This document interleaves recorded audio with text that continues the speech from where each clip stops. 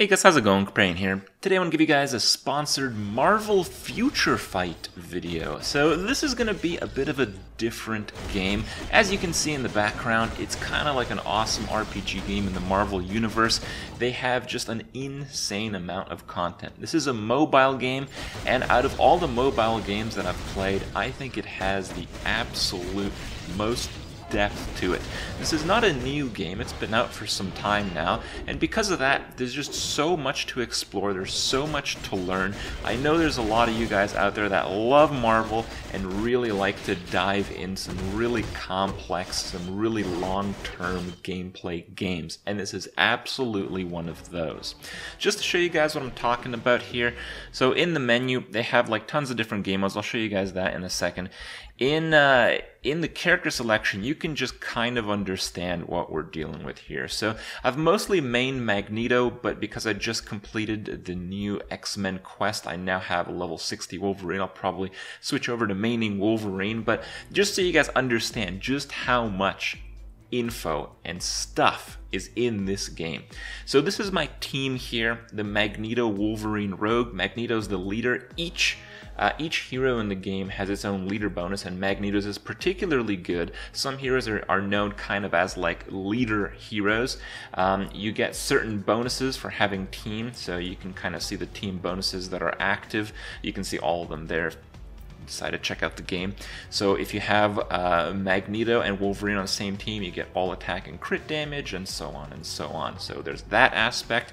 You want to have a team that takes advantage of at least some of these bonuses, and particularly the leadership bonus. When you go into each of the characters, it takes quite some time to level each one. Level 20, or level 60, sorry, level 60 is the level cap. Level 20 is the gear cap, but you can extend that with Urus as you put in. I'll understand that in some time. I haven't really delved into that mechanics, but you get levels on each piece of gear. With levels, you get item slots on each piece of gear, so you can customize fully every single piece of your gear.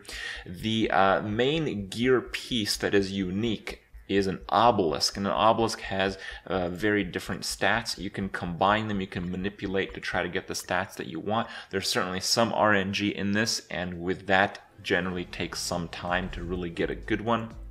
You can level up your skills. Leveling up your skills takes a lot of gold, and you generally want to level up just skills that use a lot. But as it turns out, Magneto just uses all of his skills constantly, so he's not quite one of those that specifies on a few.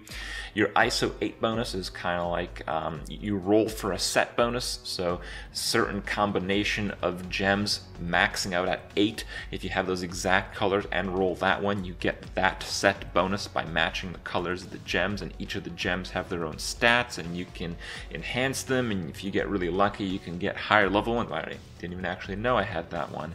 So, you know, there's that aspect. Some characters have uniforms. Uniforms amplify, change, and give them different abilities.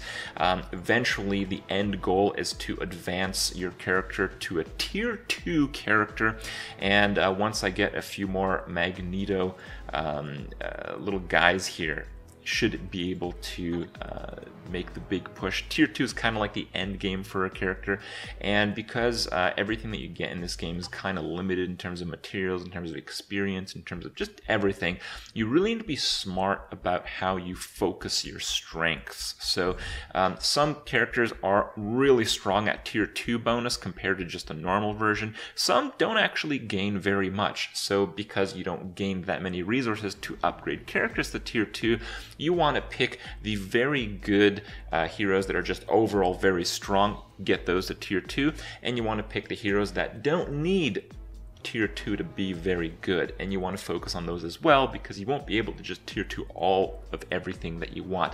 You have to be smart about it. You got to do your research on the game, and especially if you're a new player, I highly recommend you check out the links below. If you start the game, there's a lot of little tricks, like you're not even supposed to start your hero's journey. If you don't do hero's journey, if you don't pick a hero, you just exit out of that menu, you get to level 11 on your shield. You basically get like a free full-out character, and that's much more valuable than it would be otherwise. There's a few tips like that, like intentionally losing a match to get like a 3 or 4 star hero, I believe. So basically the way you get heroes is they drop from certain encounters, certain events. Some are more exclusive than others. Then you use up resources to master them. That's why you see the gold stars. So a few heroes that I recommend, well, everybody tends to recommend Captain America Sharon Rogers. She is one of the easiest to obtain carry characters. She can just do the whole game as is, and she's just overall extremely powerful, and her biometrics are quite available. Other characters that I think are a bit underrated is Loki. So I'm using a uniform right now, but uniform is probably not that big of a deal. So Loki is also another character that's quite good at carry, and some others like the Black Panther doesn't actually even gain that much from tier 2. So you can look at your tier 2, so he gains some attack speed, movement speeds, decreased damage taken. Certainly good, but you know, all the characters improve a lot with tier 2. It's just that this one is a really good character, and it doesn't improve as much as most. So it's a very good character to have on your roster that doesn't take up that tier 2 resource pool that you generally are going to save. So, you know, I talked about there's a lot of content. I explained just a few heroes, but how many heroes are we talking about? I mean, you can just see there's an insane amount of heroes in this game.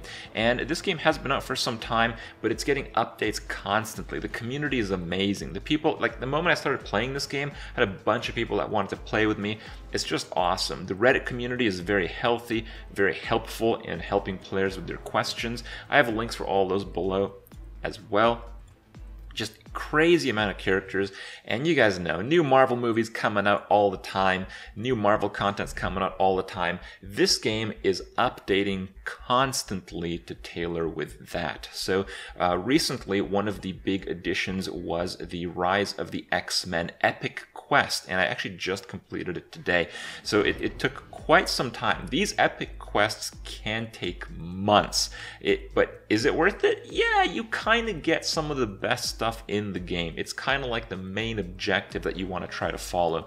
Right now I'm going to try to work on the Doctor Strange quest. Doctor Strange, I think, is considered the best character in the game. You get him for free once you start up this quest and start doing some stuff.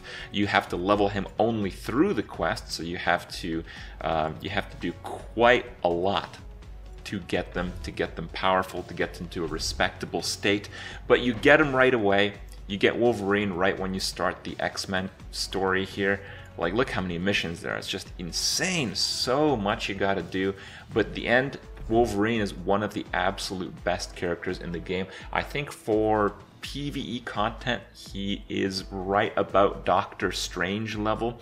And with the X-Men, you get another thing. This is kind of why I've leveled up the X-Men in my roster here, because I'm going for Jean. Jean is also one of the best characters in the game. And while, you know, Rogue, Cyclops, Storm are a bit on the mediocre side, getting a free Jean sounds pretty appealing to me. So that's kind of the reason why you do epic quests. But there's so many play modes in this game. So I've also been doing the story. The last few missions are actually pretty challenging, even for my fairly adept roster with a pretty decked out Wolverine. I'm still working on him a little bit though. There's just tons of those. Like, you know, there's like 12 chapters. Each chapter's got, like, I think some have 12, some have 10, some have 8, just a lot of stuff. You get daily missions and you get to select the rewards based on what your needs are. The special missions is kind of like you unlock an unlimited state, and within 30 minutes you complete as many of these as you can. So it really favors optimizing clear speed. And again, you want to focus on a few heroes to do that. Some of the best heroes in the game are actually not that fast at clearing just junk monsters. So again, you kind of want to adapt your roster to that. The rifts allow you to get cards. Focusing on cards can be pretty important, but you know, I can't really get into a guide on that. There's just so much to it. There's lots of different game modes to play against other people.